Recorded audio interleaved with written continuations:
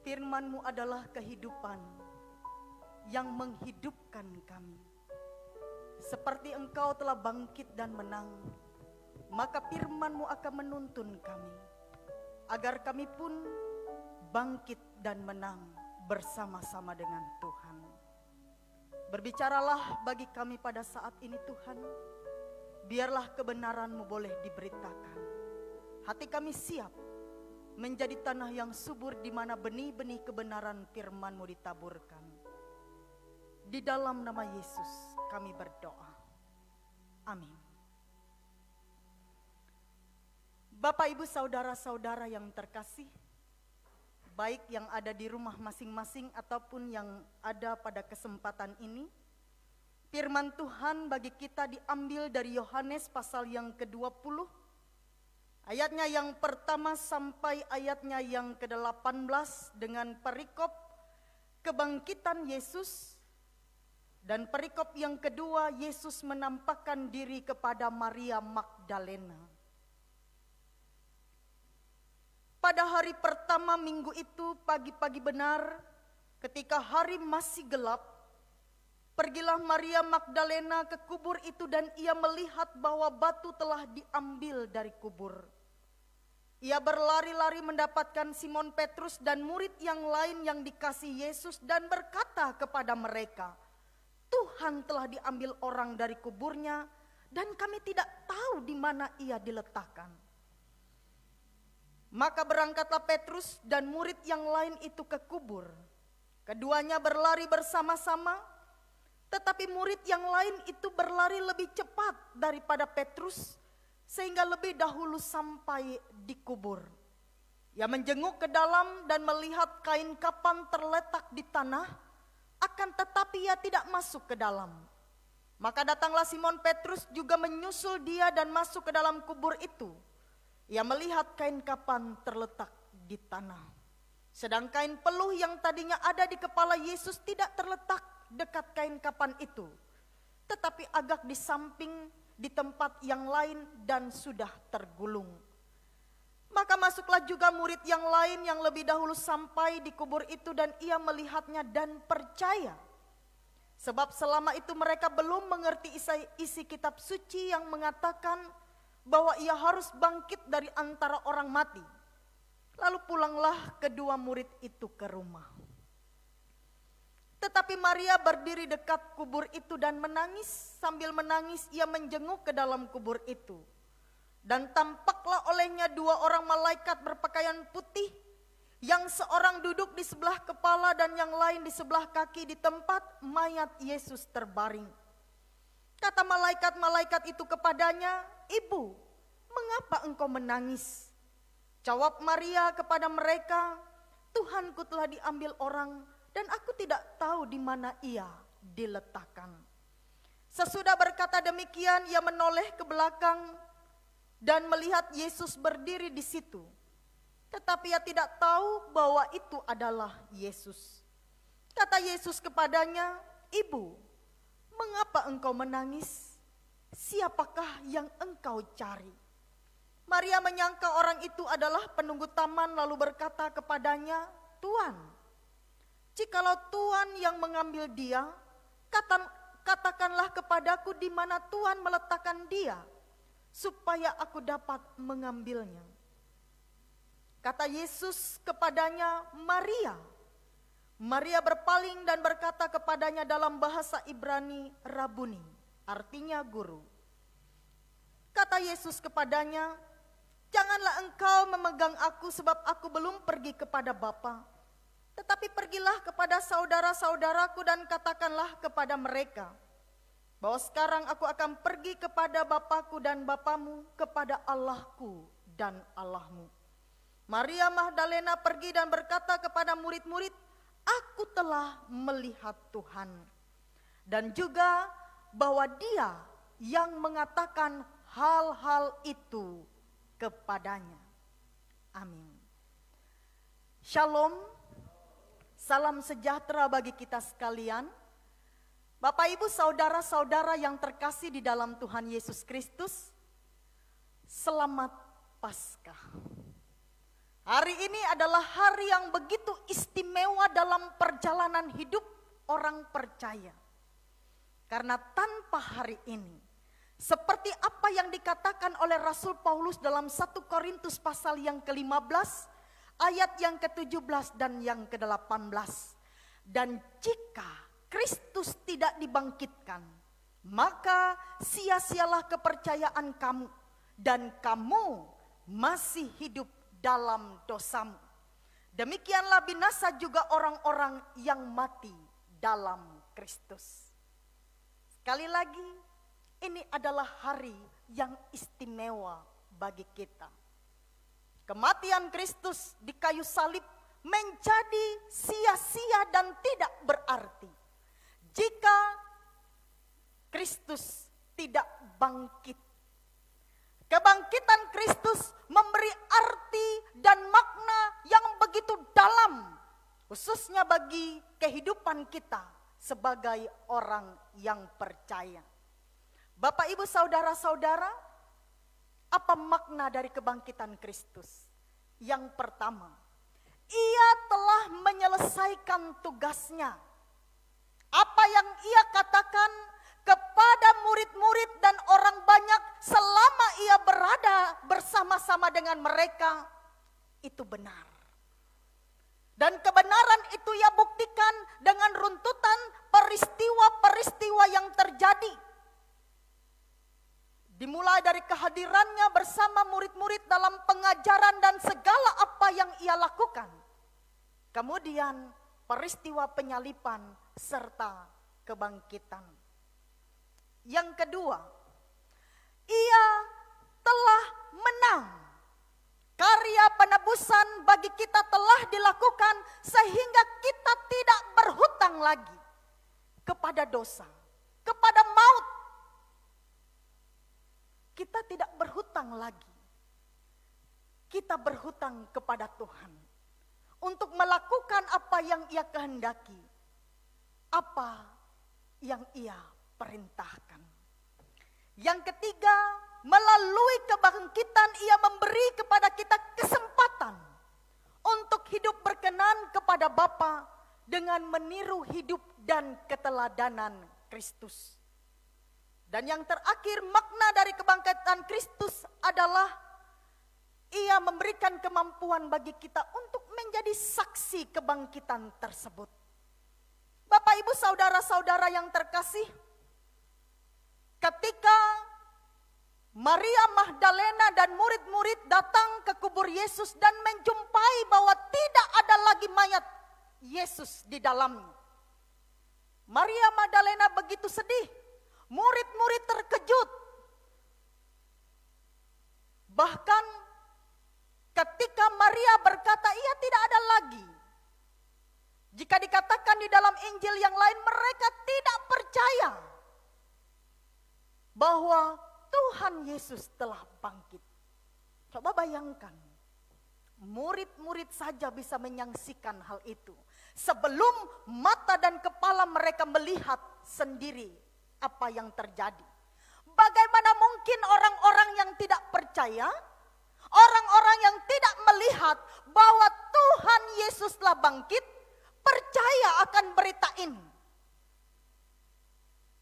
Mereka saja yang sudah sekian waktu lamanya bersama-sama dengan Tuhan Yesus dan berulang-ulang kali mendengar bagaimana Yesus memberitakan kepada mereka, mengatakan kepada mereka bahwa Ia akan mati tetapi Ia juga akan bangkit.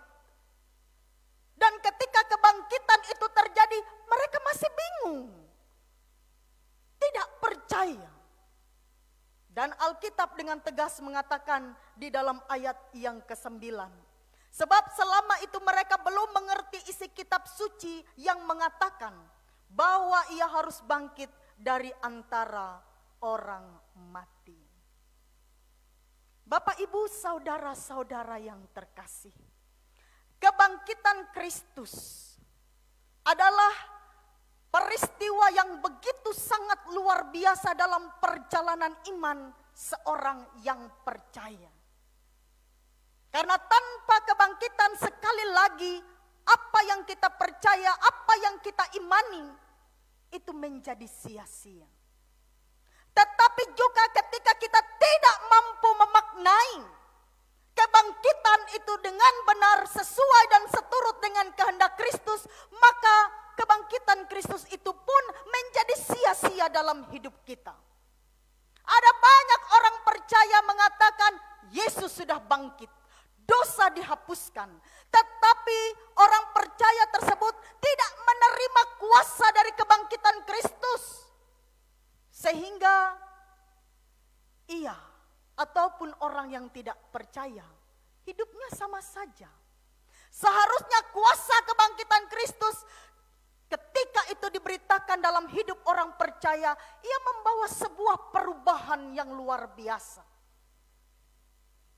Murid-murid ketika mereka mendengar berita kebangkitan, bahkan mereka menyaksikan sendiri Tuhan Yesus berulang-ulang kali menampakkan diri kepada mereka. Pada waktu itu hidup mereka tidak sama lagi. Perubahan besar terjadi dalam hidup mereka dan mereka bukan lagi orang-orang yang berduka cita, bukan lagi orang-orang yang bersedih, bukan lagi orang-orang yang berkabung, tetapi mereka memberitakan berita kebangkitan Kristus melalui hidup mereka. Itu dilakukan terus-menerus sampai kepada kita pada masa sekarang ini. Ada estafet dari satu orang percaya di satu generasi ke generasi yang lain dalam memberitakan bahwa Kristus telah bangkit. Tugas itu juga sampai kepada kita pada masa sekarang ini. Mungkin ada yang bertanya, saya kan tidak pandai khotbah. Bagaimana caranya Bu Pendeta? Saya menjadi saksi kebangkitan. Bagaimana caranya saya memberitakan bahwa Yesus Kristus itu telah bangkit? Ditambah lagi, kita tidak boleh sembarangan melakukan penginjilan, pemberitaan firman Tuhan. Karena nanti kita akan bermasalah dengan orang-orang yang mungkin menolak apa yang kita beritakan. Saya katakan kepada Bapak Ibu saudara-saudara baik di rumah ataupun yang ada di tempat ini. Ada satu cara termudah untuk menjadi saksi kebangkitan Kristus, yakni melalui hidup kita. Hidup yang kita jalani dalam seluruh aspek yang ada. Kita di gereja, kita memberitakan kebangkitan Kristus melalui hidup kita. Ketika kita berada di tempat kerja, kita memberitakan kebangkitan Kristus melalui hidup kita. Ketika kita berada di tengah masyarakat, kita pun memberitakan kebangkitan Kristus melalui hidup kita. Bukan hanya dengan perkataan, tetapi tindakan-tindakan yang nyata yang dapat dilihat dan dirasakan orang lain. Sehingga kehidupan kita menjadi berkat, berdampak bagi yang lain. Ini satu-satunya cara bagi kita untuk memberitakan bahwa Yesus yang mati telah bangkit. Harus ada perubahan di dalam diri kita yang telah menerima kuasa kebangkitan Kristus. Bapak Ibu, saudara-saudara yang terkasih. Dalam Kamus Besar Bahasa Indonesia, saksi berarti orang yang melihat, orang yang berada pada waktu peristiwa terjadi. Bisa saja orang berkata, Bu Pendeta, saya kan bukan saksi. Bagaimana mungkin saya bersaksi? Bapak Ibu saudara-saudara, Rasul Paulus juga tidak ada dalam peristiwa kebangkitan Kristus. Ia mendengar kesaksian itu. Tetapi bila kita melihat di dalam Alkitab bagaimana Rasul Paulus menyerahkan seluruh hidupnya bagi pemberitaan yang ada. Berbahagia kepada kita yang tidak melihat tapi percaya. Ada banyak orang yang melihat, belum tentu mereka benar-benar percaya kepada karya salib dan kuasa kebangkitan Kristus. Jadi menjadi saksi bukan masalah apakah kita sudah melihat atau tidak, Tetapi apakah kita sudah merasakan kuasa kebangkitan Kristus itu memberikan kekuatan dan kemampuan bagi kita untuk menjalani kehidupan ini? Ada banyak orang mensyukuri kebangkitan Kristus, tetapi kebangkitan itu tidak memberi dampak di dalam hidupnya. Bagi kita yang ingin menjadi saksi, kebangkitan Kristus itu harus mengubah, memperbaharui hidup kita. Karena kita menjadi saksi pertama-tama untuk diri kita, kemudian bagi orang-orang yang ada di sekitar kita.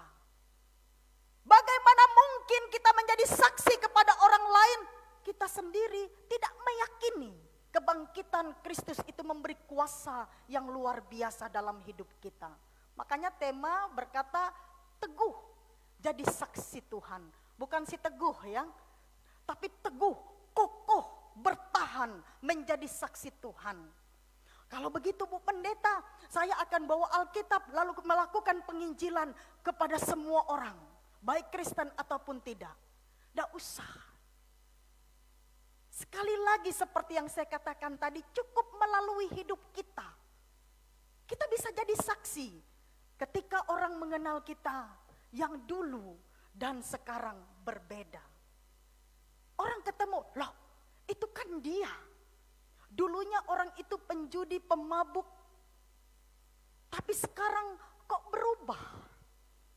Apa yang terjadi? Oh, dia sudah aktif ikut pelayanan. Itu baru benar. Kuasa kebangkitan Kristus mengubah kita. Oh, dia itu dulu mata keranjang. Pacarnya di sana sini semua ada. Ada yang seperti itu di sini atau di rumah? Mata keranjang. Sudah punya satu, tidak puas pengen punya yang lain. Ini ada banyak loh anak muda seperti itu. Tapi di sini tidak ada. Tidak ada ya. Semua setia terhadap pasangan baik yang sudah menikah ataupun yang belum menikah, setia. Kita tidak seperti itu. Bisa saja orang berkata, oh dia itu dulu mata keranjang. Tapi kok setelah terlibat dalam pelayanan, rajin ke gereja, rajin mendengar firman Tuhan, kok berubah ya? Jadi orang baik. Ini perubahan yang luar biasa yang bisa jadi saksi dalam hidup kita ketika orang melihat kita. Sehingga melalui tingkah laku tutur kata kita, kita memberitakan bahwa ada kuasa kebangkitan Kristus yang mengubah hidup saya yang dulu penuh dengan dosa, tetapi sekarang hidup di dalam kasih dan anugerah Tuhan. Seperti pujian pengantar tadi, mengampuni dan mengasihi, ini tidak mudah. Saya termasuk orang yang agak-agak baperan mungkin. Agak saja ya, tidak baperan sekali, agak-agak. Tetapi saya juga melatih diri saya agar belajar untuk menerima segala sesuatu dengan lebih bijaksana. Jadi kalau dulu orang ngelihat kita tersinggung. Ada enggak yang seperti itu?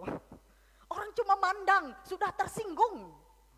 Belum dikata-katain. Udah berpikir yang tidak baik. Padahal orang cuma memandang kita. Enggak ada maksud apa-apa. Walaupun mungkin pandangannya sinis ya. Tapi enggak masalah. Kalau kita sudah hidup di dalam Kristus, kuasa Kristus memperbaharui hidup kita. Ada orang yang seperti itu urut dada saja. Majelis, kalau ada jemaat yang seperti itu, sabar saja. Kadang-kadang dalam pelayanan jangan pikir pendeta pun tidak pernah dikritik.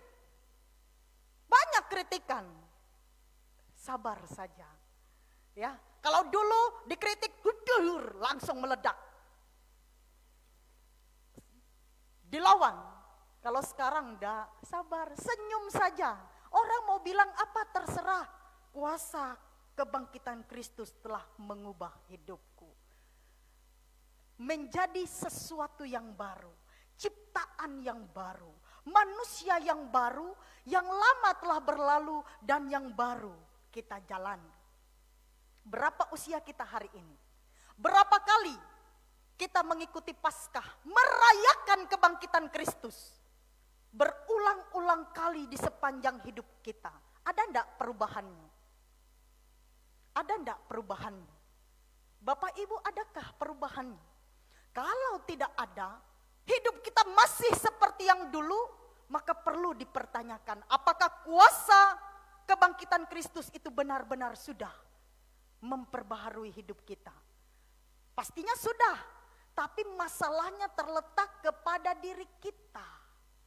Kita tidak membuka hati kita. Kita tidak menyerahkan diri kita. Gak apa-apa Bu Pendeta, ada loh jemaat yang gitu. Gak apa-apa Bu Pendeta, kita gak usah terlalu capek-capek. Toh kasih karunia.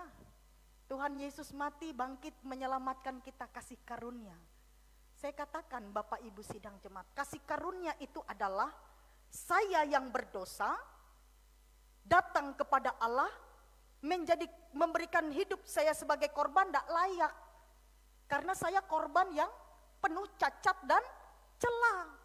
Harus ada korban yang sempurna untuk boleh dipersembahkan kepada Allah.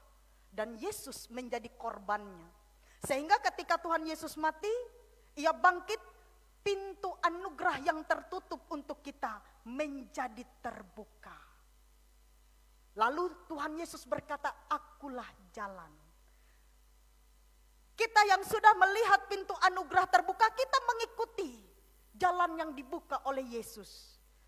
Caranya mengikuti hidup Yesus, mengikuti keteladanan Kristus, sehingga pada akhirnya kita mencapai kesempurnaan kita seperti Bapa di sorga.